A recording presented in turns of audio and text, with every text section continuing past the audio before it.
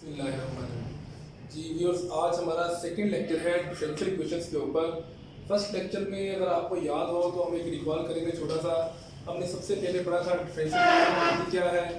इसके बाद हमने पढ़ा कि इसकी टाइप्स कितनी होती हैं। इसकी क्लासिफिकेशन पढ़ी हमने। दो किस्म की डिफरेंशियल इक्वेशन होती है, एक ओडी होती है और एक पीडीस होती है। और उसके बाद हमने उनकी डिग्री और ऑर्डर पढ़ा। चूँकि हम ऑर्डिनरी डिफरेंशियल इक्वेशन को डिस्कस कर रहे हैं जस्ट, तो हम यहाँ पर सिर्फ डिफरेंशियल इक्वेशन जो ऑर्डिनरी है उनको डिस्कस करेंगे। पीडीस के लिए एक अलग से ब्रांच है, मैंने बोला वो अलग की सीरीज चल रही है, वहाँ पे आप डिस्कस करेंगे उसको जी। तो आज इससे नेक्स्ट हमारे पास एक इम्पोर्टेंट डिफरेंशियल इक्वेशन है जो कि अक्सर औकात आप कहीं पर भी एग्जाम के लिए जाएं, चाहे कमीशन का एग्जाम दें या कोई जॉब के लिए टेस्ट दें या कोई भी आप आगे स्टडी के लिए टेस्ट दें, तो डिफरेंशियल इक्वेशंस के ऊपर क्वेश्चन चलते हैं, जिसमें से एक क्वेश्चन होता है जी कि बताएं इनमें से लीनियर डिफरेंशियल इक्वेशन कौन सी है या इनमें से लीनियर डिफरेंशियल इक्वेशन कौन सी नहीं है। तो उस चीज को आज हम डिस्कस करेंगे यहाँ पे मेनली। लीनियर डिफरेंशियल इक्वेशन को पढ़ने से पहले हमें लीनियर फंक्शन के बारे में पता होना चाहिए कि लीनियर फंक्शन होता क्या है।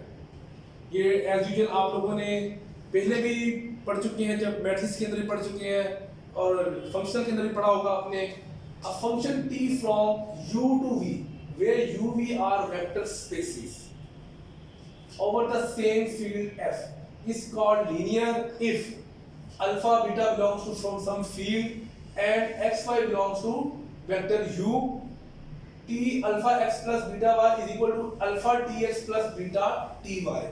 अगर हम किसी फंक्शन के अंदर जो सात कांस्टेंट मल्टीपल हो रहे हैं उनको अलग कर सकते हो, और अगर दो वेरिएबल जमा हो रहे हैं उनको अलग अलग करके लिख सकते हो। जैसे x प्लस वाई इकट्ठे थे, t of x plus t of y अलग अलग कर दिया। अल्फा बीटा मल्टीप्लाई हो रहे थे, यहाँ पे alpha t plus beta t कर दिया, तो हम उनको लिख सकते हैं। अगर ऐसे लिख सकते हो वो फंक्शन लीनियर होता है आपके पास। अब डिफरेंशियल इक्वेशन क्या होती है जी? एन ऑर्डिनरी डिफरेंशियल इक्वेशन जिसके अंदर x y dy by dx आएगा, डबल डेरिवेटिव आएगा या nth डेरिवेटिव भी हो सकता है, is equal to 0, is said to be linear if f is a linear function of the variables this and this। यानी ये वेरिएबल्स क्या हो सारे यहाँ पे लीनियर फंक्शन हो सारे, तो फिर आपके पास जो डिफरेंशियल इक्वेशन होगी लीनियर डिफरेंशियल इक्वेशन कहलाएगी। अब इतना बिल्ला कौन है कि आप अकेली चीज को चेक करें कि ये लीनियर है कि नहीं। हम पहले y को चेक करें, ये सारी प्रॉपर्टीज को चेक करके कि लीनियर है कि नहीं। तो भाई सवाल ये पैदा होता है कि भाई हमारे पास इतना टाइम तो है नहीं कि हम ये चेक करें कि ये चीज लीनियर है कि नहीं, ये डेरिवेटिव लीनियर है कि नहीं, उनके ऊपर ये प्रॉपर्टीज यूज करें। तो हम कैसे चेक कर सकते हैं? How to check the linear differential equation quickly. जो स्टैंडर्ड डेफिनेशन है उसके मुताबिक तो जो ये क्राइटेरिया पूरा करता हो वो लीनियर डिफरेंशियल इक्वेशन, अगर सारे एलिमेंट्स इस तरह के होंगे तो वो लीनियर डिफरेंशियल इक्वेशन होगी। अब हमारे पास ये चीज नहीं है, तो हमने कैसे चेक करना है कि ये डिफरेंशियल इक्वेशन जो लीनियर है कि नहीं? उसके लिए तीन बातें, सिर्फ तीन बातें। अगर किसी डिफरेंशियल इक्वेशन के अंदर वो तीन बातें सेटिस्फाई हो रही हैं तो वो डिफरेंशियल इक्वेशन आपके पास लीनियर होगी। Number 1, the dependent variable y and its derivative are all of degree 1। यानी जो उसका डेरिवेटिव है और जो y है इसकी पावर जो है वो क्या होनी चाहिए? लीनियर होनी चाहिए, पावर 1 होनी चाहिए, 1 से ज्यादा पावर नहीं होनी चाहिए। अगर 1 से ज्यादा पावर आएगी y या डेरिवेटिव की तो वो लीनियर शर्त खत्म हो जाएगी, पहली प्रॉपर्टी है। Second point, no product of y or any of its derivative appear। दूसरी बात, y और उसका डेरिवेटिव ये दोनों इकट्ठे नहीं होने चाहिए। अगर दोनों इकट्ठे आ गए तो ये क्या बन जाएगा? वहां पे पावर बढ़ जाएगी, लीनियर पावर। अगर फॉर एग्जांपल y आ गया और y एक और आ गया, दोनों मल्टीप्लाई हो रहे तो कितना हो जाएगा? y into y वो y स्क्वायर बन जाएगा, y की पावर 2। मतलब ये आ गया y into y, तो ये कितना हो जाएगा? ये तो y स्क्वायर हो गया। अब y लीनियर नहीं रहा, या ऐसे आ जाए y into dy by dx आ जाए। अब ये भी y है और एक y ये है, ये दोनों मिलकर कितने हो रहे हैं? 2y बन रहे हैं। y की पावर कितनी हो रही है? यहाँ पे 2 बन रही है। तो लिहाजा ये आपके पास लीनियरिटी की जो डेफिनेशन है, लीनियरिटी की जो प्रॉपर्टी है वो खो बैठेगी, तो ये लीनियर नहीं रहेगी। दूसरा पॉइंट क्या है जी? y और उसका डेरिवेटिव या इसके प्रोडक्ट आपस में ये चीजें नहीं होनी चाहिए। Number 3, third point, no transcendental function of y और इट्स डेरिवेटिव एग्जिस्ट। अब पहली बात तो यह पता चलिए ट्रांसेंडेंटल फंक्शन होता क्या है। ट्रांसेंडेंटल फंक्शन वो होता है जो हर वो फंक्शन ट्रांसेंडेंटल फंक्शन होगा जो अलजेब्राइक नहीं है। अब अलजेब्राइक कौन से होते हैं? जिसमें सिर्फ x आता है, x क्यूब आता है, कोई पॉलिनोमियल हो गई, जितनी भी पॉलिनोमियल्स होती है सारी क्या होती हैं, ये अलजेब्राइक फंक्शन होते हैं। इसके अलावा जितने भी फंक्शन होंगे सारे क्या होंगे, वो ट्रांसेंडेंटल फंक्शंस कहलाएंगे। मतलब साइन आ गया, ट्रिग्नोमेट्रिक फंक्शन आ गए, एक्सपोनेंशियल आ गए, लॉगरिथमिक आ गया।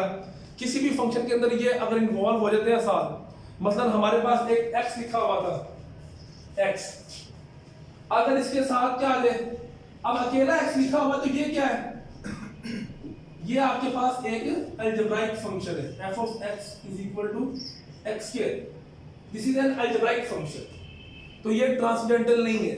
अगर इसके साथ क्या आ जाए, log x आ जाए, तो क्या बन गया, अब ये लॉगरिथमिक फंक्शन इन्वॉल्व हो गया, अब ये ट्रांसेंडेंटल फंक्शन बन गया। या एक्सपोनेंशियल आ जाए, या हाइपरबोलिक आ जाए, या ट्रिग्नोमेट्रिक, कोई भी फंक्शन इन्वॉल्व हो जाए अलजेब्राइक के साथ, या अलजेब्राइक ना भी हो, मतलब ये भी अकेला होगा, ये भी क्या होगा, ये अकेला भी ट्रांसेंडेंटल फंक्शन ही है। लेकिन इसका एक और नाम भी है, ये लॉगरिथमिक फंक्शन भी है और ट्रांसेंडेंटल फंक्शन भी है ये। तो आपके पास y वेरिएबल के अंदर ट्रांसेंडेंटल फंक्शन नहीं होना चाहिए। y वेरिएबल के अलावा किसी वेरिएबल में हो तो वो एक्सेप्टेबल है, लेकिन y के अंदर ये ट्रांसेंडेंटल फंक्शन नहीं होना चाहिए आपके पास। अब पेपर में क्वेश्चन आता है जी, बताएं इनमें से कौन सी डिफरेंशियल इक्वेशन लीनियर है और कौन सी डिफरेंशियल इक्वेशन लीनियर नहीं है। मतलब फॉर एग्जांपल लिखा हुआ है जी y dash plus 2y is equal to sin x, ये आपके पास एक डिफरेंशियल इक्वेशन लिख दी है कि बताएं जी इसमें से लीनियर डिफरेंशियल इक्वेशन कौन सी है और लीनियर कौन सी नहीं है, या ये डिफरेंशियल इक्वेशन लीनियर है कि नहीं। अब देखें, तीन शर्तें हैं हमारे पास। सबसे पहली शर्त, y या डेरिवेटिव इनकी पावर लीनियर होनी चाहिए। देखें यहाँ पे y डैश की पावर कितनी आ रही है, 1, y की पावर कितनी आ रही है, वो भी 1 आ रही है। पहली शर्त पूरी हो गई। दूसरी शर्त क्या है जी, y और इसका डेरिवेटिव ये आपस में कहीं भी मल्टीप्लाई नहीं होने चाहिए। यहाँ पे y डैश अकेला आ रहा है, यहाँ पे y अकेला आ रहा है, यानी कहीं पर ये आपस में मल्टीप्लाई नहीं हो रहे, तो लिहाजा ये भी क्या होगा, इसका सेकंड शर्त भी पूरी हो गई। थर्ड शर्त कहता है कि भाई इसकी जो थर्ड कंडीशन है वो ये कहता है कि कोई भी फंक्शन ट्रांसेंडेंटल y में नहीं होना चाहिए। अब ट्रांसेंडेंटल फंक्शन यहाँ पे है, लेकिन किसके अंदर है, वो x के अंदर है। x चूंकि हमारे पास यहाँ पे क्या आ रहा है, इंडिपेंडेंट वेरिएबल है, तो उसमें हमें कोई प्रॉब्लम नहीं है। y जो हमारे पास डिपेंडेंट वेरिएबल है उसके अंदर हमारे पास ट्रांसेंडेंटल फंक्शन ही होना चाहिए। ये किसके अंदर है, x के अंदर है, इसका हमारा कोई लिंक नहीं है। हमारा जो लिंक है वो किसके साथ है, जस्ट फंक्शन ऑफ y के साथ है। तो यहाँ पे y के साथ नहीं है, तो लिहाजा तीनों शर्तें पूरी हो रही हैं। आपकी ये क्या होगी, लीनियर डिफरेंशियल इक्वेशन कराएगी। क्या कराएगी, लीनियर। ऐसे और भी एग्जांपल देख सकते हैं। For example dy by dx plus 2y square is equal to x। अब मैं पूछता हूं क्या ये डिफरेंशियल इक्वेशन है कि नहीं, लीनियर है कि नहीं, क्या ये लीनियर डिफरेंशियल इक्वेशन है कि नहीं। उसके लिए आप देखें, डेरिवेटिव आपके पास एग्जिस्ट कर रहा है। अब देखें यहाँ पे y की पावर क्या आ रही है, वो लीनियर नहीं है, वो 1 से बढ़ गई है डिग्री इसकी, वो 2 बन गई है। जब 2 बन गई है तो ये आपके पास डिफरेंशियल इक्वेशन लीनियर नहीं रही। ये पहली शर्त इसका पॉइंट, फर्स्ट पॉइंट है, वही पूरा नहीं होगा इसके अंदर, तो लिहाजा ये आपके पास क्या होगी, ये नॉन लीनियर डिफरेंशियल इक्वेशन होगी। इसके बाद हम एक लेक्चर अपना नेक्स्ट डे अपलोड करेंगे, उसके अंदर हम डिफरेंट टाइप्स की डिफरेंशियल इक्वेशन को डिस्कस करेंगे। भाई क्या ये लीनियर है, क्या ये ओडीज है, क्या ये पीडीज है, इसकी डिग्री कितनी है, इसका ऑर्डर कितना है, ये लीनियर है या नॉन लीनियर है। ये सारी चीजें हम अपने नेक्स्ट लेक्चर के अंदर एक इनको हम कंपाइल करेंगे इंशाल्लाह। चलिए जी, ये हमारे पास डिफरेंशियल इक्वेशन आ गई। अब अगर इन तीनों में से एक प्रॉपर्टी सेटिस्फाई नहीं होती, तीनों में से अगर एक भी प्रॉपर्टी सेटिस्फाई नहीं होती, तो वो क्या बन जाएगी, वो आपके पास नॉन लीनियर डिफरेंशियल इक्वेशन बन जाएगी। मतलब a differential equation which is not linear is called a non-linear differential equation। आप सिंपल ऐसे भी कह सकते हैं। अगर आप ऐसा नहीं कहना चाहते तो आप बिल्कुल ऐसे बोल दें कि अगर इन तीनों प्रॉपर्टीज में से अगर एक प्रॉपर्टी सेटिस्फाई नहीं होती, या तीनों ही नहीं होती, कम से कम एक भी सेटिस्फाई नहीं होती, तो ये आपके पास नॉन लीनियर डिफरेंशियल इक्वेशन होगी। चलिए डिफरेंशियल इक्वेशन की टाइप को हमने डिस्कस कर लिया। अब इसके बाद नेक्स्ट सॉल्यूशन या जिसे आप इंटीग्रल भी बोलते हैं, ये क्या होता है? डिफरेंशियल सॉल्यूशन तो हर एक चीज का होता है ना, जैसे कोई भी आप इक्वेशन सॉल्व करें उसका सॉल्यूशन होता है। यहां पर हमारा जो टॉपिक है वो है डिफरेंशियल इक्वेशन का सॉल्यूशन क्या होता है। A solution or integral of a differential equation, ये क्या होता है? Is a relation between the variables, किनके दरमियान होता है? Variables के दरमियान होता है, not containing derivatives। Differential equation का सॉल्यूशन के लिए सबसे पहली बात क्या है जी, कि ये वेरिएबल्स होंगे, सिर्फ उनके अंदर डेरिवेटिव्स नहीं होंगे। अगर डेरिवेटिव आ रहे हैं तो फिर वो सॉल्यूशन नहीं होगा। डिफरेंशियल इक्वेशन में डेरिवेटिव खत्म करें तो फिर सॉल्यूशन आता है। तो is a relation between the variables not containing derivatives such that this relation and the derivatives obtained from it satisfies the given differential equation identically।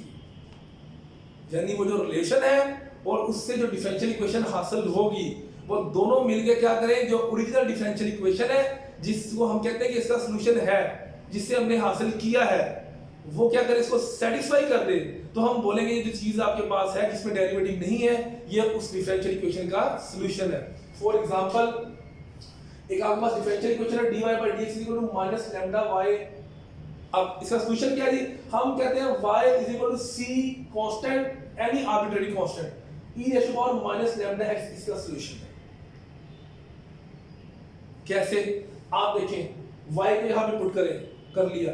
अब इसका डेरिवेटिव नहीं, क्योंकि यहां पे डेरिवेटिव भी आ रहा है, ये सॉल्यूशन और इसका डेरिवेटिव जो इस डिफरेंशियल इक्वेशन को सेटिस्फाई कर दे, वो हमारे पास क्या होता है, इस डिफरेंशियल इक्वेशन का सॉल्यूशन कहलाता है। अगर आप इसका y का डेरिवेटिव लें, फॉर एग्जांपल इसको हम थोड़ा सॉल्व कर लेते हैं ताकि आपकी आसानी के लिए आपको एक चीज क्लियर हो जाए। हम एक बार इसको रिवाइज करेंगे थोड़ा सा, ताकि आपको समझ आ जाए कि हमने क्या किया यहाँ पे काम। अब ये आपके पास एक डिफरेंशियल इक्वेशन थी, हमने कहा कि आपके पास डिफरेंशियल इक्वेशन है dy/dx -λy, ये आपके पास डिफरेंशियल इक्वेशन है। हम कहते हैं जी y ce⁻ λx इसका सॉल्यूशन है। अब हमने डेफिनेशन पढ़ी है सॉल्यूशन की, कि ये रिलेशन और जो इससे डेरिवेटिव हासिल होंगे वो इस डिफरेंशियल इक्वेशन को सेटिस्फाई करते हो। चेक कर लेते हैं। अब इस डिफरेंशियल इक्वेशन में सिंगल डेरिवेटिव आ रहा है, इसका डेरिवेटिव ले लें, वो आपके पास आएगा dy/dx -λce⁻ λx, ये आ गया आपके पास।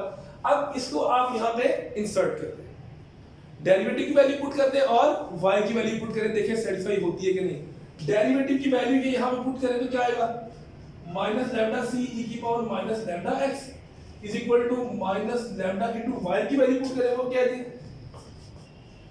ce⁻ λx। अगर आप देखें तो ये दोनों कट के क्या आ रहे हैं, पूरी की पूरी फैक्टर कैंसिल हो रही है, यानी इक्वेशन का आंसर इक्वल आ रहा है, इसका मतलब इक्वेशन सेटिस्फाई हो रही है।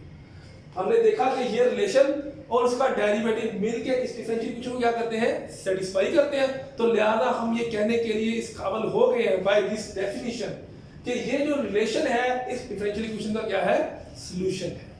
और एक बात काबिल गौर जो हमने यहाँ पे अंडरलाइन की है कि जो सॉल्यूशन होता है उसके अंदर कोई भी डेरिवेटिव इन्वॉल्व नहीं होता, यानी इसके अंदर आप देखें सिंपल सॉल्यूशन के अंदर कोई भी डेरिवेटिव यहाँ पे इन्वॉल्व नहीं है, ये सिंपल वैल्यू है। वेरिएबल्स के दरमियान एक रिलेशन है, वेरिएबल्स एक यहाँ पे y जो आपके पास डिपेंडेंट वेरिएबल है और x जो है यहाँ पे इंडिपेंडेंट वेरिएबल है, और साथ कांस्टेंट्स जो भी आर्बिट्रेरी भी हो सकते हैं, कुछ वैल्यूज यहाँ पे जैसे लैम्डा की वैल्यू गिवन है, ये तो आर्बिट्रेरी नहीं है, लेकिन c जो हमने इंट्रोड्यूस कराया ये एक आर्बिट्रेरी कांस्टेंट है। अब असल सवाल आगे के सॉल्यूशन कितनी किस्म का होता है, सॉल्यूशन के नाम क्या होते हैं। सबसे पहले तो एक जनरल सॉल्यूशन होता है, क्या होता है, जनरल सॉल्यूशन।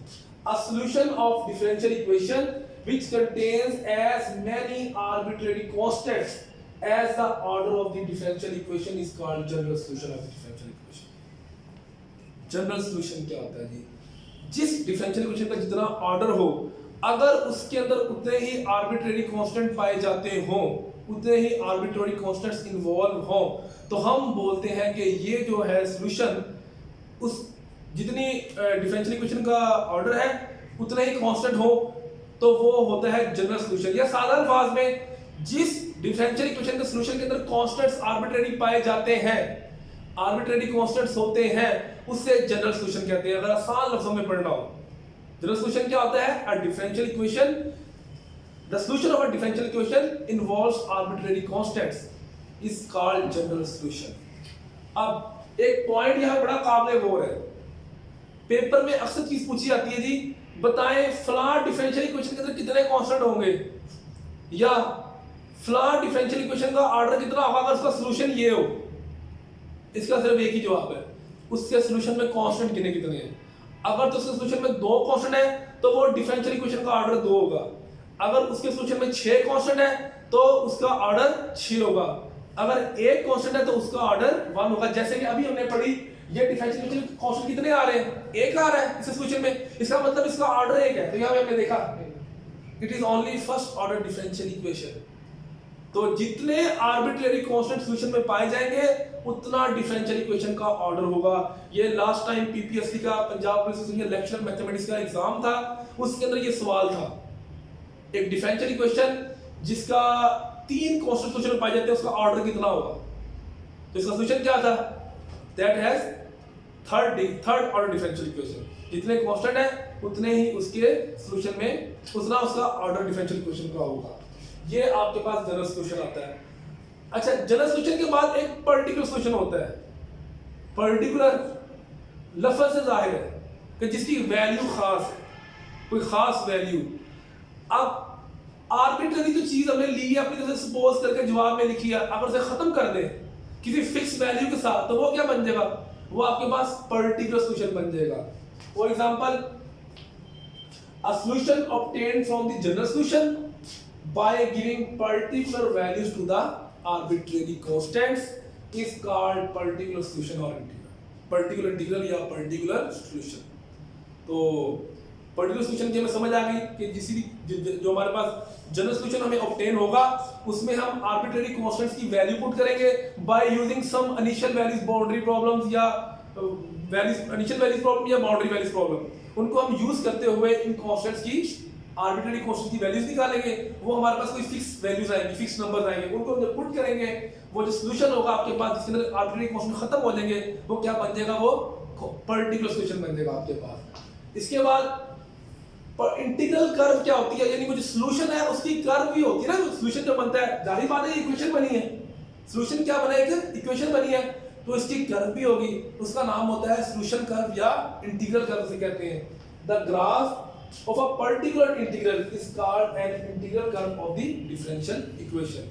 और ये जाहिर बात है जो ग्राफ होता है उसमें आर्बिट्रेरी वैल्यूज नहीं होती, उसमें फिक्स वैल्यूज होती हैं कि यहाँ से लेके यहाँ तक जाना है आपने तो आप वो ग्राफ ड्रा कर सकते हैं।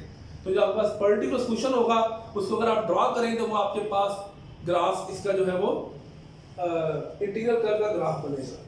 चलिए जी, आज का हमारा लेक्चर इन डेफिनेशन के साथ खत्म होता है। बाकी इनकी मजीद एग्जांपल्स, क्वेश्चन जो है वो इंशाल्लाह कल हम इससे आगे कंटिन्यू करें। ओके जी, अल्लाह।